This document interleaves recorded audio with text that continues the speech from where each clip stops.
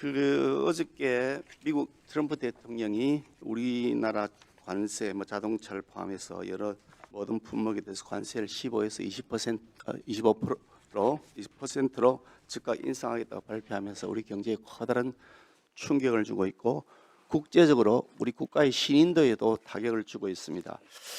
EU라든지 또 일본, 대만 이런 형태로 그동안 관세와 관련해서 미국과 협약을 맺었던 나라들 중에 대한민국이 지금 이런 사례는 유일한 거죠. 지금 그렇죠. 관세를 갑자기 올린다고 하는 게 지금 그러니까 당신네 나라에서 왜 이행을 안 했냐 그러면서 20% 올리겠다고 하는 게 처음 있는 사례지, 그죠?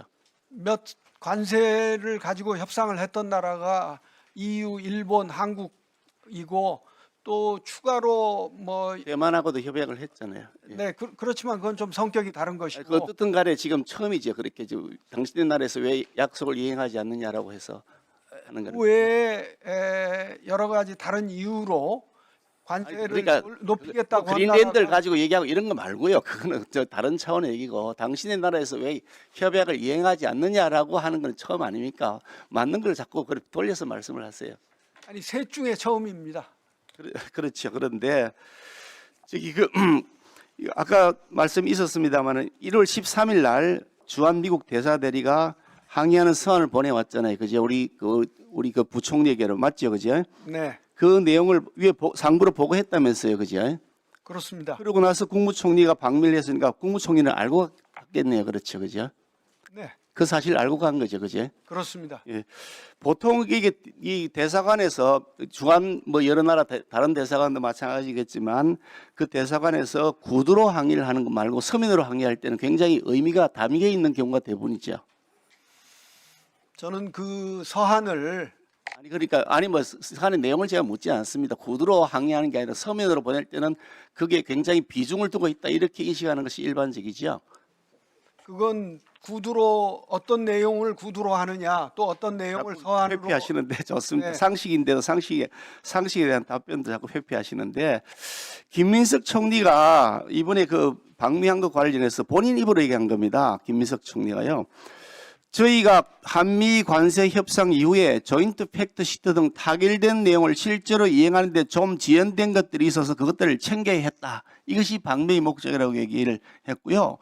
그리고 다녀온 다음에는 해방 이후에 국무총리가 고유 업무로 가서 방문한 건 제가 처음이라고 한다. 이러면서 매우 자랑스러워하고 완전히 새로운 역사를 하나 썼다고 하더라. 이러면서 아주 본인이 대단한 성과를 거둔 것처럼 얘기하시고 한라인을 구축하는 것이 제일 큰 목적이었다. 이렇게 얘기했단 말이죠.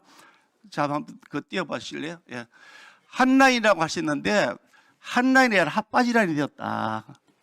아무 작동이 되지 않는 라인, 그거 지금 다녀오고 난 다음에 26일 날 귀국하셨는데 27일 날 트럼프 대통령이 이 관세 올리겠다고 나왔단 말이죠. 한 라인이 아니라 핫바지 라인이다. 아니면 노라인 정도 수준일 것 같다는 생각이 듭니다.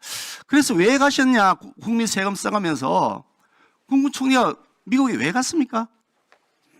한미 동맹 관계를 보다 심화시키기 아니 이 중요한 그 서함까지 다 받아놔 놓고 그걸 다 숙지하고 가셨다는데 그 얘기를 어떻게 했는지 아니면 못 들었는지 아예 미국에서 그런 동향이 있는 사실조차 감지할 의사가 없었다 그러면 무능한 사람이고 감지하려고 했는데 실패했다 그러면 파트너 대우조차 받지 못한 그런 투명 총리였다. 그런 생각이 듭니다. 그런데 저는 잘 이해가 안 되는 것이 그 김민석 총리가 2박 5일이나 다녀오셨거든요. 금방 다녀온 것도 아니고. 그런데 그분이 어저께 말씀하시기를 본인은 그 민주당 당대표가 되는 것이 내 로망이다. 그렇게 말씀하셨다고 하더라고요. 저는 잘 이해가 안 됐습니다. 현직 국무총리가 특정 정당의 대표가 되는 것이 로망이다. 이렇게 공개적으로 발언해도 되는 것인지 그게 정치적 중립에 과연 위반되지 않는 것인지 저는 매우 의문스럽습니다. 그런데 김문석 총리의 여러 가지 행태들을 보면 미국 다녀온 것을 가지고서 그렇게 한라인 구축했다, 매우 자랑스럽다, 내가 처음으로 간 일이 하면서 이렇게 얘기를 하는데 목적은 지금 당대표가 되는 로망을 꿈꾸고 있는 것이 있다. 그러니까 총리란 자리가 당대표가 되기 위한 명함용어이 아닐까. 당대표를 되기 위해서 사진 찍기용으로 간 것인가, 국익을 위해 간 것인가 매우 의심스럽다는 말씀을 드리지 않을 수가 없는 겁니다. 자, 한번 보시죠. 비준동의안 왜 국회에 제출하지 않습니까, 장관님? 무엇에 관한 비준도 아니 그 MOU 맺었잖아요. 협약 맺었잖아요. 무려 500조 원이 넘는 돈 3,500억 달러를 우리가 투자를 해야 되는 상황이잖아요. 그죠? 그리고 그 이익 배분에 대해서도 나중에 미국이 90을 가져가겠다는 거, 우리는 10 가져가겠다는 거잖아요. 이런 내용들에 대해서 국민적 관심도 커지고 있고 국민의 부담이 엄청 커지고 있는데 왜 비준동의안을 제출하지 않습니까? 비준동의안을 제출하고 소상하게 설명을 하고 뭐 아예 말할 필요도 없이 서류를 작성할 필요도 없이 잘된 협상이라면서요. 그러면 자랑하실 겸 비준동의안을 제출하고 그게 처리가 되고 난 다음에 실행 법률을 통과시키면 되는 것인데 왜 비준동의안을 제출조차 하지 않느냐, 정부는. 아예 제출할 의사조차 없는 이유가 뭐냐는 것이 제가 가지고 있는 의문입니다. 그런데 설명이 납득이 안 되는 거예요. 아니 실제로 그 법률 제출한 법률을 보니까 거기에 내용되어 있는 걸 전부 다 투자한다고 법률이 되어 있더라고요. 그러면 왜 그걸 제출하지 않습니까? 우리 당이 소수당에 지금 막을 수 있는 방법도 없고 우리가 막을 생각도 없고 적절한 수준이고 국민들이 공감하는 것이면 당연히 저희들이 찬성하고 적극적으로 지지를 하죠. 민주당에서는 지금 뭐 온갖 법을 다 통과시키고 온갖 특검법 통과시키고 야당 탄압법 다 통과시키는데 우리가 못 막고 있는 거 아닙니까? 그런데 왜 이걸 막겠느냐고 우리가요. 그러니까 지금도 정상적인 절차를 통해서 비준동의안을 제출하시고 그 다음에 필요한 법률들 빨리빨리 하자고요. 어떻습니까, 장관 생각이? 제가 정말 그 저의 능력의 한계를 절감하게 됐습니다. 왜냐하면 지난번 우리 상임위원회에서 제가 이것은 법적 구속력이 없는 양해각서로서 MOU는 필요가 없다는 것을 아주 소상히 그리고 제 딴에는 논리적으로 합리적으로 설명을 드려서 제가 의원님들을 어떻게 보면은 다 설득했다고 생각했는데 다시 처음부터 이 말씀을 하시니까 그냥 좌절감을 느낄 수밖에 없습니다.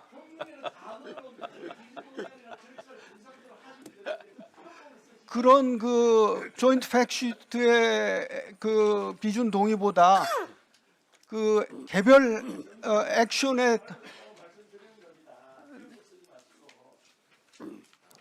예, 수고하셨습니다. 다음은 이재정 의원님 질의해 주십시오.